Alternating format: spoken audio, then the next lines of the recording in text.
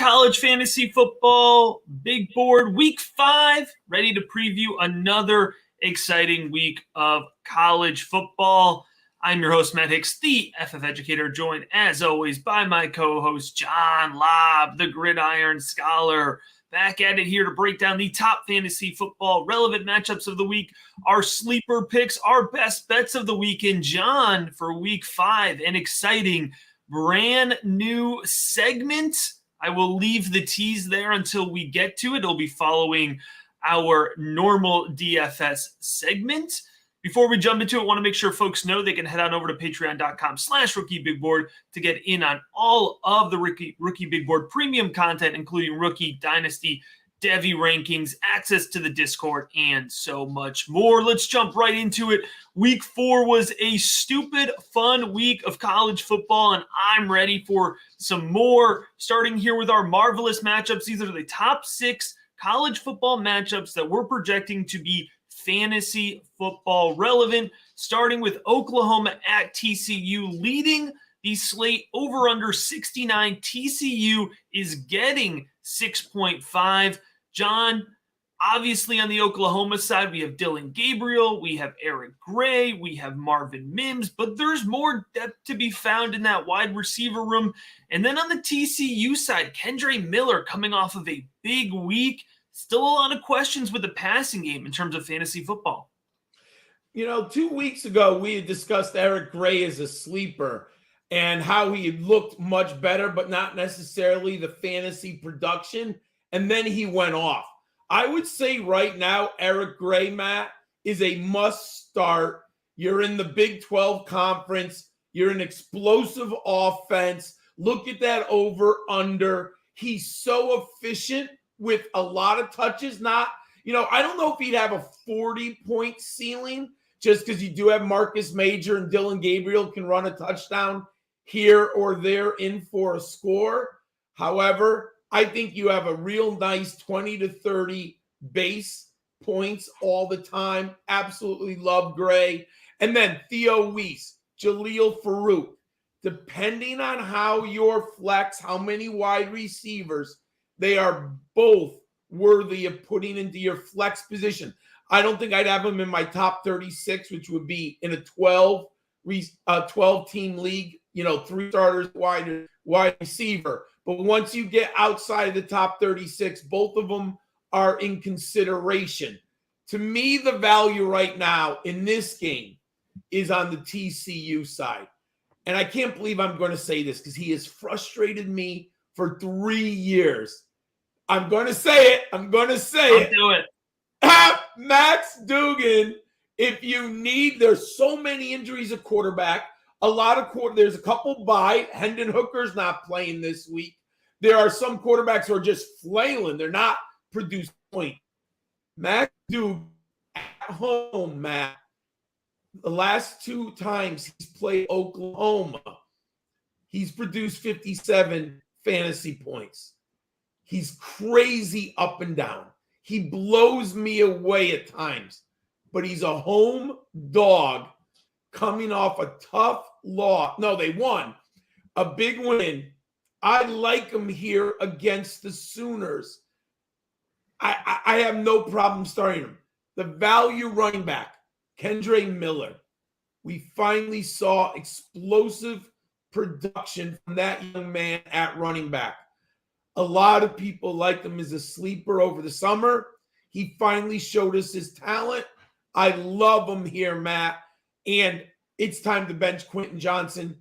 Drop him from your Devy rosters. If you got anything, my friends, someone giving you a 4th round Devy, take it right now.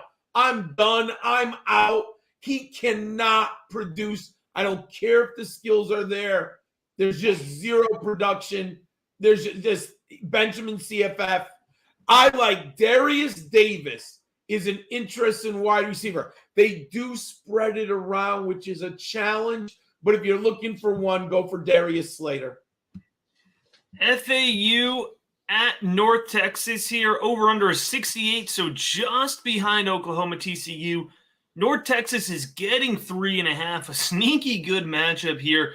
On the Florida Atlantic side, we have N'Kosi Perry, who I feel like has finally found his home after bouncing all around college football. 13 touchdowns to 3 interceptions, over 1,200 yards through the first 4 weeks for Florida Atlantic. And LeJontay Wester, 29 receptions, seven touchdowns. He's the wide receiver that you certainly want to be honed in on the Florida Atlantic side.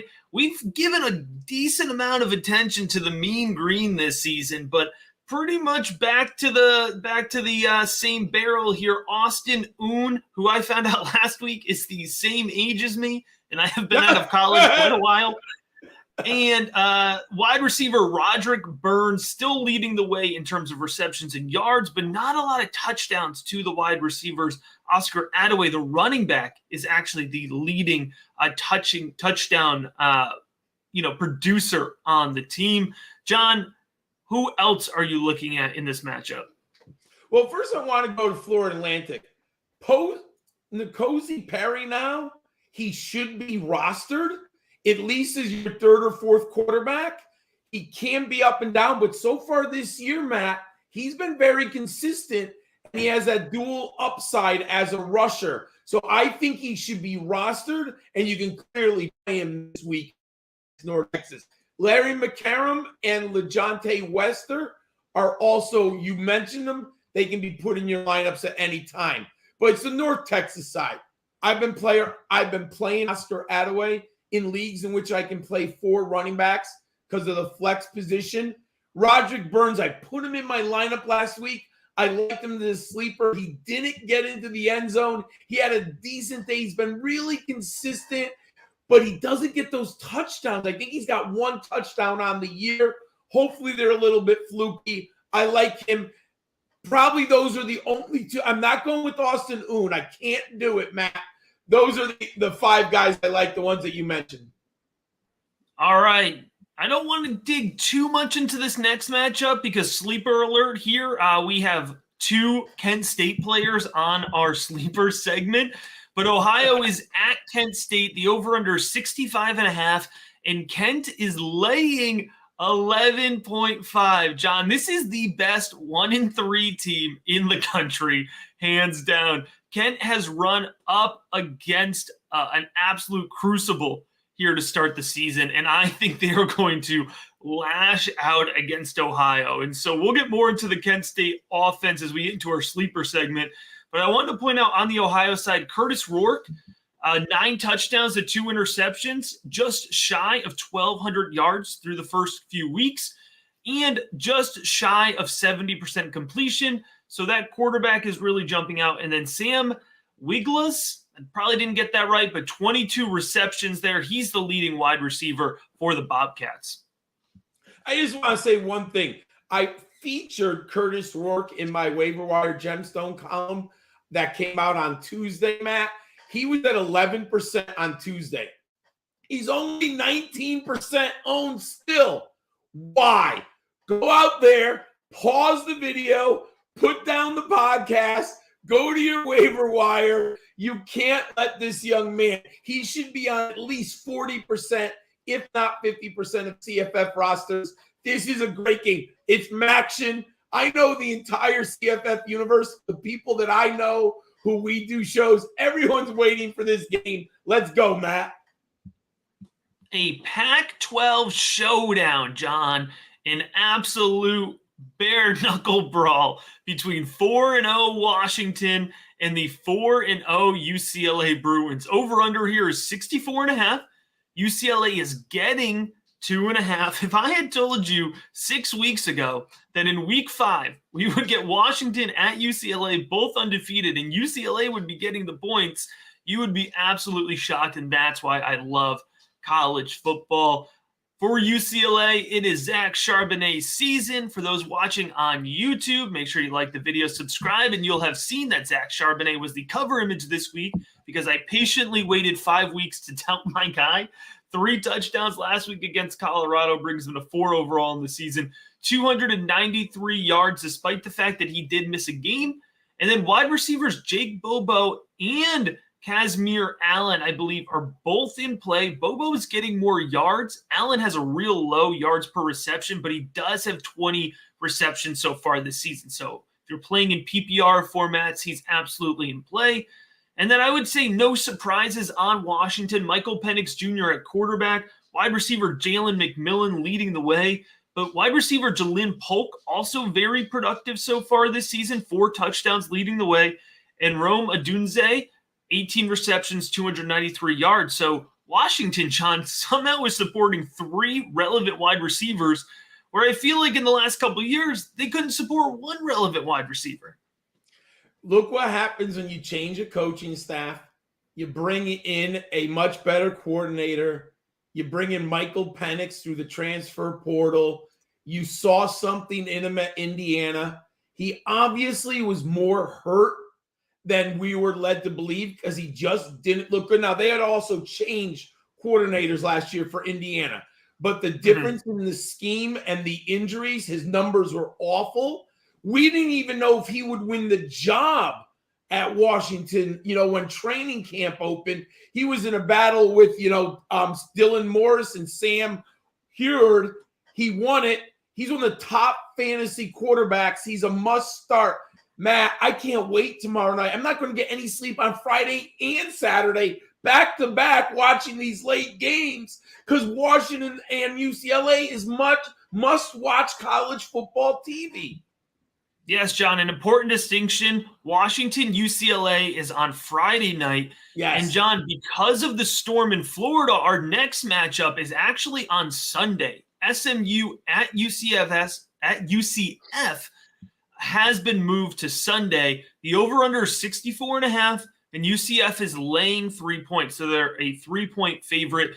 We've talked extensively about the SMU offense. They're always on our Marvelous Matchup segment because they're just that good. But focusing on the UCF side, you have Isaiah Bowser, who has quietly been productive, although quarterback John Rhys Plumlee has the same amount of rushing attempts, and he's vulturing a lot of that upside from the running game. So 404 rushing yards for Plumlee and 4 rushing touchdowns, which sounds exciting, but it's only 1 less than his passing touchdowns of 5 so far. I think Javon Baker, the wide receiver, is the sneakiest guy here on this. 18 receptions, 257 yards, 2 touchdowns. I have snuck Javon Baker into flex spots on my CFF lineups the last couple weeks. I agree with you. I identified him as a sleeper about 2 or 3 weeks ago. Former Alabama product, just could not get on the field. We know how incredible the Crimson Tide locker room is there. He transferred over to Central Florida. He does get the most targets. He's pretty consistent, but he is a little bit his upside because Plumlee is not throwing, those massive amount of touchdowns. It's very unlikely. He could have a nice day, 8 receptions, 85 yards, but you're not going to get the 2 touchdowns, which really limits him. But if you're looking for a nice flex play, you're hoping for that, 12 to 15 point range. I love Baker there. You could take a flyer on Ryan O'Keefe, but it's really hard with this passing game because it just isn't enough meat on the bone. Wake Forest at Florida State, over under 63.5. Florida State is laying 7. We'll get back to that line in the best bet segment. I'm just going to call that one out right now. Sam Hartman is back. 337 yards and 6 freaking touchdowns against Clemson's defense. I know they went into double overtime, but that is a ridiculous stat line. I don't think that surprises anyone, but Sam Hartman is back. A.T. Perry is in play as always. Jamal Banks and Donovan Green are also being featured in the passing game. Jamal Banks with 5 receiving touchdowns, leading the way for the Deacon Demons through 4 weeks. On the Florida State side, I don't feel like Trayshawn Ward is quite getting enough hype yet. 54 attempts for 350 yards, 3 touchdowns. And then Johnny Wilson and Ontario Wilson are leading the way through the wide receiver room. I don't know if there's a clear guy to play between those two, but if you need to slide either one in the flex, we're starting to get into more and more open weeks, we're going to start to get a little bit more and more desperate for those flex plays. I think both of those guys are certainly in play. Man, I did a little research and I watched that whole Wake Forest Clemson game. And if you look at how Clemson scored, Bo Collins and Joseph Nagata are both 6'3" and over 210 pounds. They're very big receivers. So when I was watching the game, they skied over the defensive backs of the Demon Deacons. And the Demon Deacons aren't a good defense as it is. So it got me thinking, Johnny Wilson is 6'7", 235 pounds, Matt. If I'm the Seminoles and I'm Mike Novell, I have just watched Clemson literally throw the ball up for grabs with these two giant wide receivers that they have at Clemson. And the Demon Deacons, they just couldn't contend with the physicality and the length. I like Johnny Wilson a lot in this game. I think he could have he's going to be a mismatch.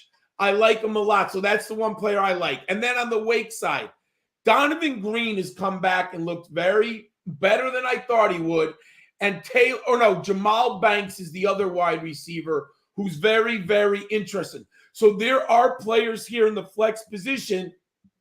Go out and get them. I think Hartman's up for another big day also. There you have it, our marvelous matchups for Week 5.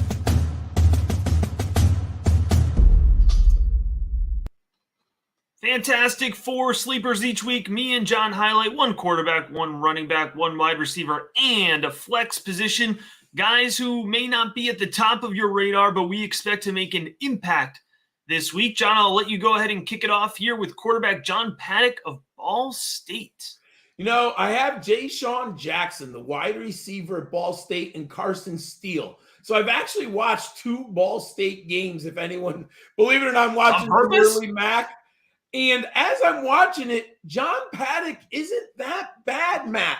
He has 3 straight games with over 25 fantasy points. He's only owned on 2% of rosters. And look at these numbers for Illinois' pass defense. They are giving up 289 passing yards. They've surrendered 15 touchdowns in the air, and they are giving up 33.5 points. And I said, I love Steele. I love Jackson. Well, who's going to be getting these 2 young men the ball? It's John Paddock. If you need a super flex quarterback, your second quarterback, and you need some on the waiver wire now, you could do worse than John Paddock. I like him in this matchup. CJ Beasley. We all love this Coastal Carolina offense. I thought it was going to be Braden Bennett. Matt, he hasn't gotten on the field. We still don't exactly know what the injury is. Very hard to get news. Reese White, early in the year, he looked like he was the guy. But the last 2 weeks, CJ Beasley has taken over this run game. And then, I think it was yesterday, I noticed Reese White is out or very questionable for this game. That means CJ Beasley is going to be the lead ball carrier for the Chanticleers. Matt, Georgia Southern is giving up 215 rushing yards a game, and they've given up 9 rushing touchdowns.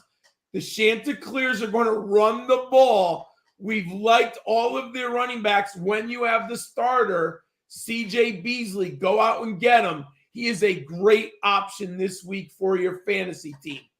When I was doing research on the MAC and when I'm looking at Kent State versus Miami of Ohio, I got the wrong screen, so I'll be right there in a second.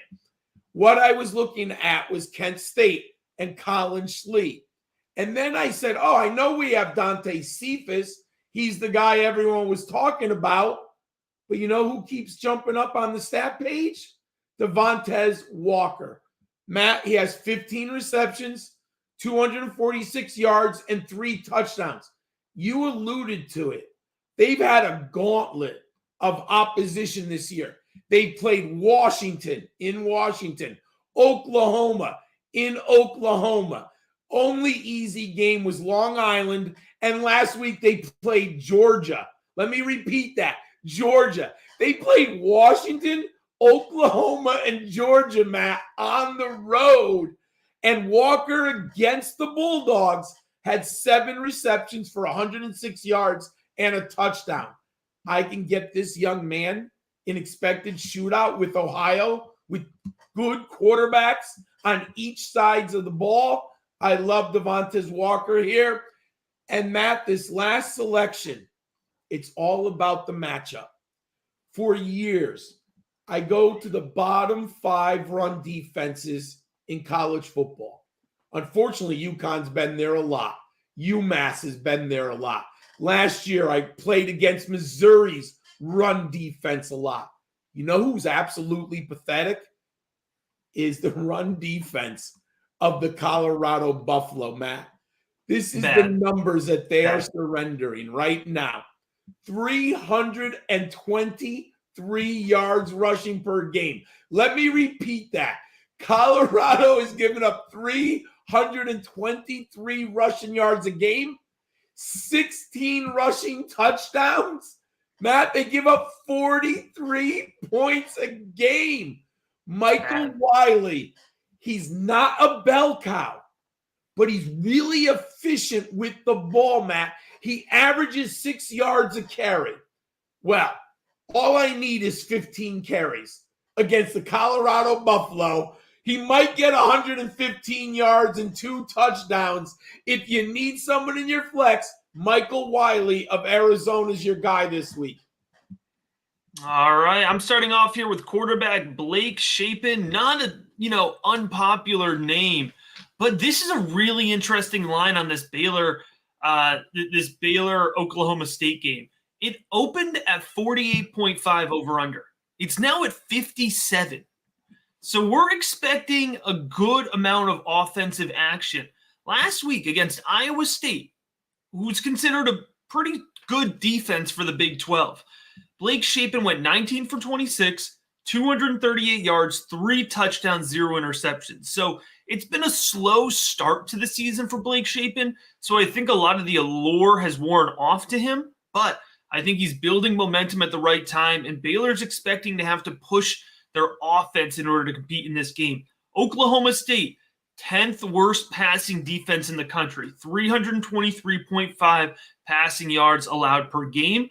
I think Blake Shapen can absolutely be a difference maker in this game. Jordan Mims, Fresno State. Feel like we haven't heard anything about Jordan Mims in Fresno State. Yes, up against UConn. Correct. John's rocking the UConn shirt. Now, John, we have strayed. We have strayed from our mantra. We haven't brought it up since week 1. The mantra on this podcast is you always bet against UConn. Jordan Mims is in play this week. Back-to-back 100-plus yard games against USC and Oregon State, a good Oregon State team, okay? They're coming off of an open week, so he's fresh. Quarterback Jake Haener, unfortunately, done for the season. They're going to be leaning on Jordan Mims in a positive game script. Oh, and it does not hurt that UConn is allowing 194.5 rushing yards per game against lesser opponents. So I'm going Jordan to be at Mims, that game. Oh, and John's going to be at that game. So, John, you'll have to let us know when Jordan Mims goes over 200. All right. We're going to need you to record that one. Wide receiver Troy Franklin, Oregon. Well, this Oregon passing attack is starting to heat up a little bit. All right. Through 4 weeks, he has 20 receptions for 339 yards and 2 touchdowns. Last week against Mizzou, Troy Franklin went 5 for 137 and a touchdown. Stanford is 123rd in the nation. So if you want to do some quick mental math, I believe that's 10th worst, 9th worst in the nation. In passing yards allowed per game, 325. Oregon absolutely has the ability for Bo Nix and Troy Franklin to go out there and put it to the Cardinal. By the way, that is an 11 o'clock Eastern time kickoff game. So I'm going to hang around to see how much of that game I can hang around and watch, hopefully all of it. And then in the flex, we're going back to Kent. Kent State, I alluded to this earlier, has played Washington, Oklahoma, Georgia, And they did add in Long Island University for good measure. This team is ready to absolutely shred a MAC team apart, all right? They are just waiting. And if you drafted Kent State players, have been waiting to use them. So how about Marquez Cooper, who hasn't been useless, John? 270 yards and 4 touchdowns against that slate of opponents that I just mentioned. Against Georgia last week, he had 90 rushing yards and 40 receiving yards. He had 23 touches and he had a touchdown. And Ohio is 90th in the country in terms of rushing defense. So, Kent State, Marquez Cooper, you can add in Colin Shalee. You mentioned your sleepers. We're playing all the golden flashes this week. They're going to absolutely tear into them. Continuing on with our Fantastic Four, John is going to give you 4 players. If you're playing a traditional DFS style salary approach, 4 players that you can use as a baseline to build a lineup around. Matt, I've done 9 lineups so far this year on Fantrax. I do the day and night slate each week, and we only go over the day slate on our show. And then we had week 0. That's why we have 9. I've averaged 77.6 points on my 4 players that I give to viewers. I'm doing well, and I always keep the salary under $25,000.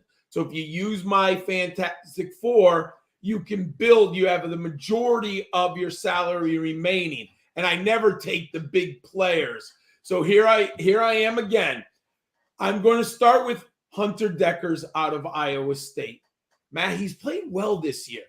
He is a little limited because he doesn't have a lot of upside with his legs. But when he's got a good matchup and it's a good game, he's twice scored over 27 points this year in college fantasy football. He's going to be forced to throw because of the opposition. Jaden Daniels is so hot for the Kansas Jayhawks. They're going to put points on the board. Jalen Daniels is so hot. They're going to put points on the board. Deckers is going to be forced to throw the ball. He's only 5,800. Anytime you get a starting quarterback under $6,000, that's incredible. Unfortunately, it looks like Zach Evans might not play. There are questions this week. So this is a pick right now I'm going with based on the assumption that Evans doesn't play. Obviously, Saturday morning, we got to pay attention very close. But if you haven't noticed, Quinshawn Jenkins, the freshman, has been unbelievable for Mississippi, Matt. 29.5 points last week in PPR scoring, 21.8 the week before. I picked him up on 2 college dynasty leagues, and I picked him up last week. Evans probably goes to the NFL. Jenkins is next in line. I like Mississippi at home. It is a challenging matchup against Kentucky. They're a good team, a good run defense, but I think Mississippi's still going to have success here, and he's only $5,000. You got to put him into your lineups. I'm going to go a little higher than normal, but I've saved some salary. Deuce Vaughn. Matt, he's been really consistent with the touches. What hasn't occurred are touchdowns. Last year, 2 things made him incredible. His number of passes that he caught and the touchdowns. Well, because of Adrian Martinez, the touchdowns haven't been there the last 2 weeks. Well, what does that tell me? If I'm Texas Tech, who am I going to slow down, Matt, right now in the 5-yard line? They're going to go after Martinez.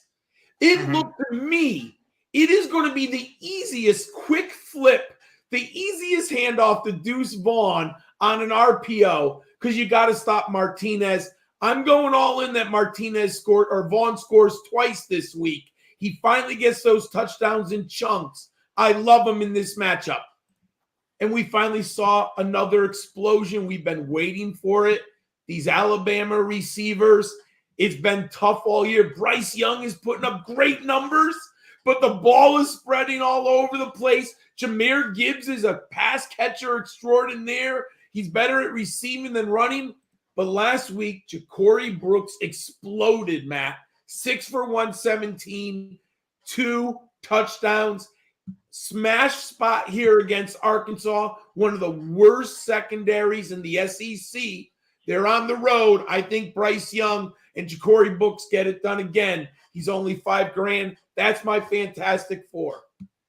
Brand new segment. John, I am excited about this one because it aligns with our new partnership with Prize Picks. This season, me and John have been playing Prize Picks on the side all season long. It is a fantastic way to add some action to your Saturday. If you are not familiar with the format, I think it does a very good job of making it easy to blend the world of betting, parlays. It's a little bit of a DFS type approach here. Essentially, what you do is you have a series of props, and you need to match between, a set of 3 to 5 props. You can pick 3, 4, or 5, and you pick over or under, and they have pretty much any category. And it's not just college football. We're talking about college football because this is a college football show. But I'm into F1. They have F1. They have NFL. They have basketball. In that part of this, they have everything going on. All right. So if you use the promo code RBB, like Rookie Big Board, you get 100% match on your deposit. So when I tried it out for the first time, put in $50, they gave me 50 free bucks. Guess what? 5 weeks later, I'm still playing off of the promo money they gave me because I just keep hitting. So what we're going to do each week now on our Prize Pick segment is me and John have outlined a quarterback, running back, and wide receiver prop that we're going to play this week. So you can use that as one piece of your 3 to 5 part parlay. You can use all 3 of these and build a game yourself to match us. However you want to plug and play these, and you'll kind of pick it up as we go here. So John, why don't you start with your quarterback prop that you're playing this week? And John's on mute. Sorry, everyone. I usually don't do that, but I got a little distracted for a second. You got 5 weeks without John putting himself on mute. So it can be intimidating, but Matt and I are here to help you because sometimes when you look at the list, there's like 50 quarterbacks, and you might not know, but Matt and I know basically every quarterback. Austin Reed, the quarterback at Western Kentucky, over 295.5 yards. And I looked it up. 2 out of 4 games this year, Matt, he's eclipsed 300. But that has occurred in the last 2 games. Why is that significant? Earlier in the year, he was starting at a higher level. Remember, he transferred up and won the Hilltoppers quarterbacking position during training camp. I think he had some challenges with the offense, the level of competition, and all of that involved in being a quarterback at a group of 5 school. In the last 2 games against Florida International and even Indiana, Matt, a Big Ten program, Austin Reed easily eclipsed 300 yards passing. They host Troy at home. Troy's defensive statistics look okay, but I'm not afraid of them because the Hilltoppers are going to throw the ball no matter who the opposition is. I like Austin Reed to exceed 295 passing yards. All right, my quarterback pick this week is J.J. McCarthy under 1.5 touchdowns. So you'll notice here, another thing I really like about Prize Picks is John chose a prop he liked from passing yards.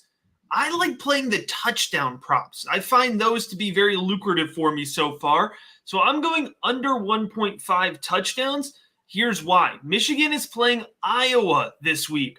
Iowa so far this year has allowed 3 points, 10 points, 0 points, and 10 points to their opponents. So they have not allowed 2 offensive touchdowns in a single game all season long. J.J. McCarthy against Maryland in his first Big Ten test looked like a young quarterback playing for the first time. There were positives, there were negatives. He didn't knock it out of the park. If I'm remembering right, he had 2 touchdowns. and one was off of a special teams fumble. So it was like a 7-yard pass. It was actually 3 seconds into the game. I believe that Michigan is going to lean into Blake Corum, and there is actually a prop off the top of my head, 88.5, 89.5 for Blake Corum rushing yards.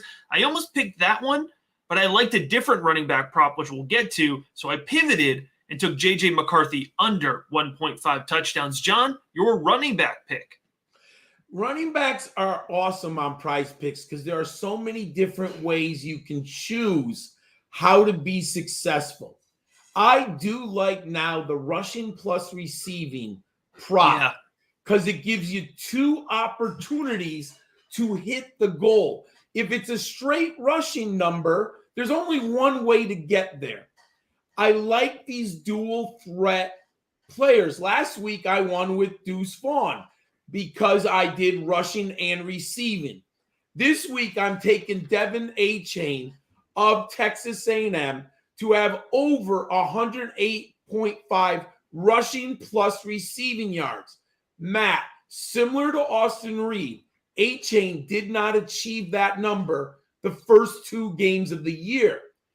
And then Jimbo Fisher woke up. Was it from the public? Was it just realizing Achane was his only good player on offense? But the last 2 weeks, Achane totally smashed the 108 yards combined rushing and receiving.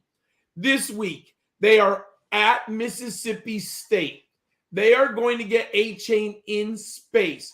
Mississippi State, they're going to push the clock. I think Texas A&M is going to score a little bit more than normal. I love Achane here to probably get 24 touches, either running or receiving.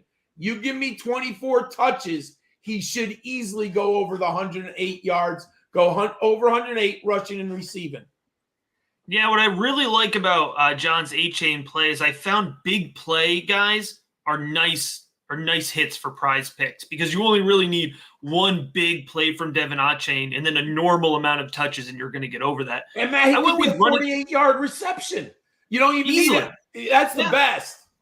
I mean, Braylon Allen smashed last week on that 75-yard touchdown run, and otherwise he would have been under, but then he smashed way over. So a good example there. That was a nice one for me. Evan Hull, over 93.5 rushing plus receiving. I also went for rushing plus receiving.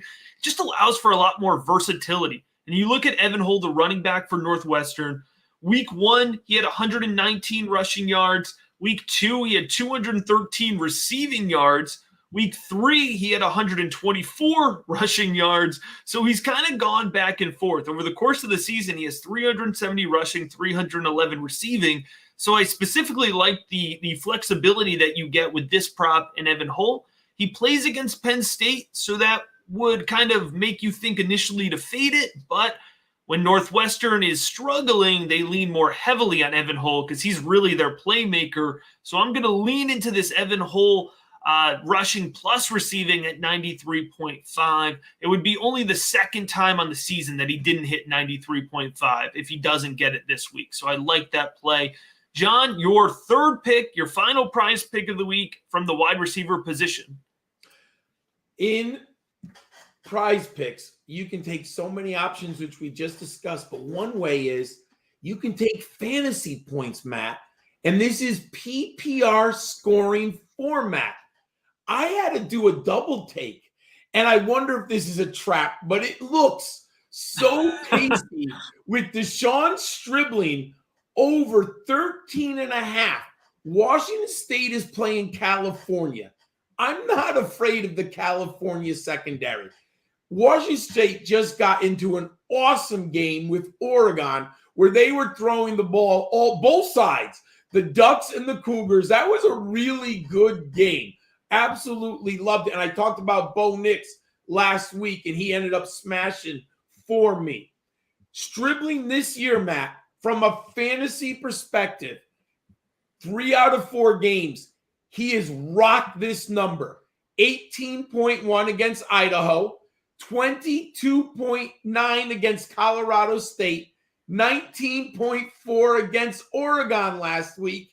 The only time he didn't do it was on the road at Wisconsin, where the Cougars just got in a smash mouth game with the Badgers, and they pulled the upset in that one, I believe, right? Didn't the Cougars beat the Badgers in that game?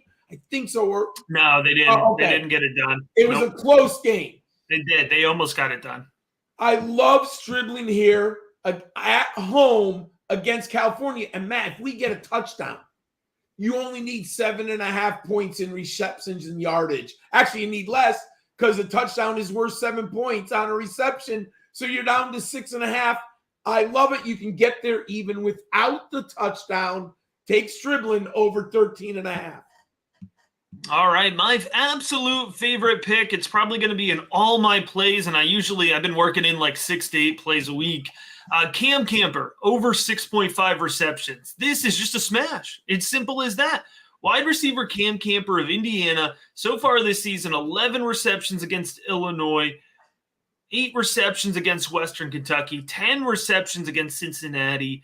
The only game was against Idaho. He only had 4. They didn't need him. Indiana is playing Nebraska. What an absolute smash play. Nebraska's secondary, much like their entire defense, has been woeful this year. Cam Camper over 6.5 receptions, locked and loaded. If you want to get in on it, play with us this week. Again, it is code RBB. If you're watching on YouTube, there will be a link in the show description. If you're listening on your favorite podcast provider, there will also be a link in your show description. Make sure to jump on, get a 100% deposit match, and play with us. Let's finish out this Week 5 slate preview with our best bets.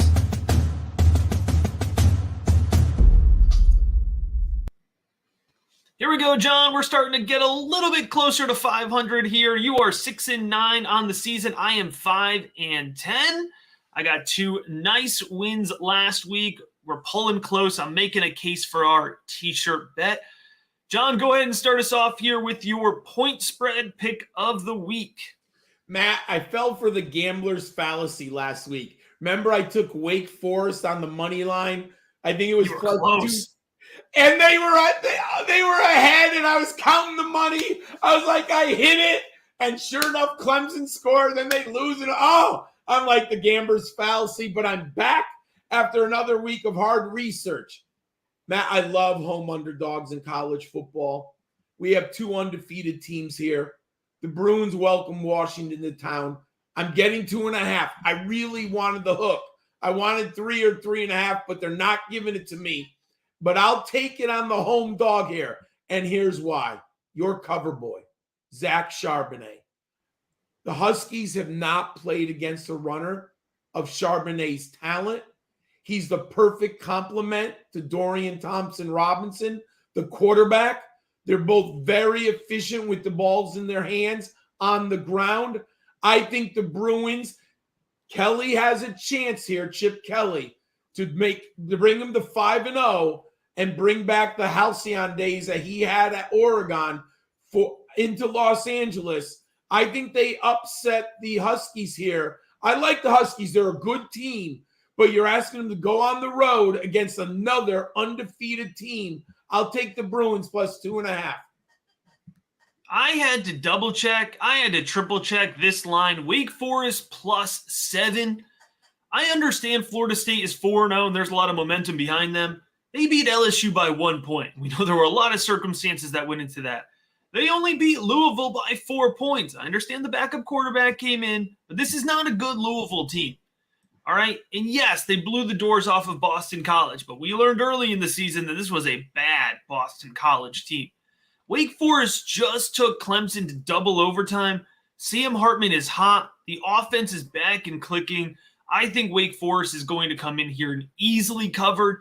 They were actually originally my money line pick. I found a better money line pick that I liked. Wake Forest plus 7. Feel good about the Deacon Demons this week. John, over under. I'm going to go to the big game on Saturday night, and I can't wait to scout this game. One, I really want to see. I saw Devin Leary against UConn. I watched it for a half. I couldn't watch anymore. He was incredible, but it was the UConn defense. I need to study more Devin Leary. He's been up and down. I've lowered him in my Devy rankings, but I need to see him now in a big game here. We just saw Clemson put up 51. I don't think this is a classic Clemson offense, Matt. They're not as dangerous as the Deshaun Watson, Trevor Lawrence teams, but they do have some talent here. And DJ, I got to give him props. He's playing better football. I think he's got a 10-1 touchdown interception ratio. Matt, you know how important that is to me. Last year, he was a 9-10 touch. That's pathetic. To flip the script to 10-1 and win that game. Now, he wasn't perfect, but you know what? Incremental steps. Leary's going to put points on the board. I'm pretty convinced. I think North Carolina State is underrated. I looked at 43, and you know why? Both teams have good defenses. I get it. But the Tigers just gave up, 45 to Wake Forest? Mm-hmm. North Carolina State, they haven't had a ton of tests.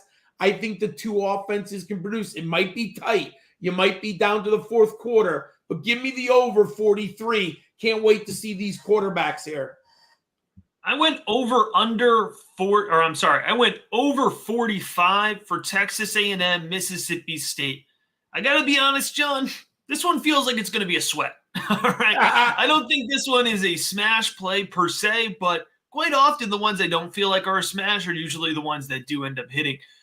Texas A&M, I understand why this line is here. I think it's because Texas A&M played pretty low-key on offense against Arkansas when we expected them to potentially blow the doors off of a weak Arkansas secondary. But I'm going to go game script to push this one forward. Will Rogers and Mississippi State have the ability to push 28 points, even 35 points? They're probably going to land more in that 28 to 24 range against a solid Texas A&M defense, but with another week under his belt, I think Max Johnson gets a little bit more comfortable, is throwing the ball more, and let's not eliminate, we referenced in our last segment, the big playability of certain players in this offense. Evan Stewart, the wide receiver, running back Devin Achane.